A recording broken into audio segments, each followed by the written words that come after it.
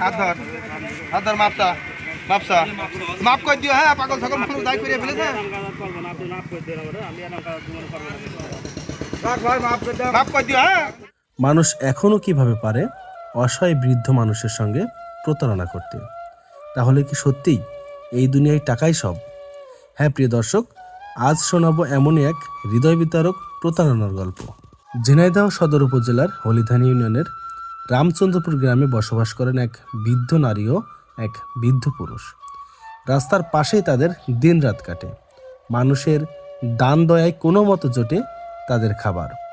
জীবনের শেষ প্রান্তে এসে এই দুজনের সম্বল বলতে ছিল কিছু জমানো টাকা, আর সেই টাকার দিকেই লোভ পড়ে এক প্রতারকের। কোটচাঁদপুর এলাকার এক রিকশা চালক প্রায় দোকান থেকে কলা, রুটি ইত্যাদি খাবার এনে তাদের হাতে তুলে দিতেন। সহানুভূতির ভান করে পাশে বসতেন, বিশ্বাস অর্জন করতেন, আর সুযোগ বুঝে কৌশলে বৃদ্ধদের কাছে থাকা টাকাগুলো নিয়ে চম্পট দেন। তবে শেষ রক্ষা হয়নি। স্থানীয়দের চোখে বিষয়টি ধরা পড়ে। সঙ্গে সঙ্গে তাকে আটক করা হয়।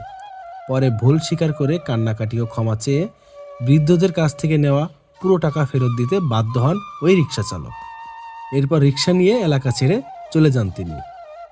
এই ঘটনায় আবারও প্রশ্ন তোলে, অসহায় মানুষের বিশ্বাস ভেঙে যারা প্রতারণা করে তাদের বিবেক কোথায়? সমাজে এমন মানুষের বিরুদ্ধে আমাদের সবাইকে আরও সচেতন হতে হবে।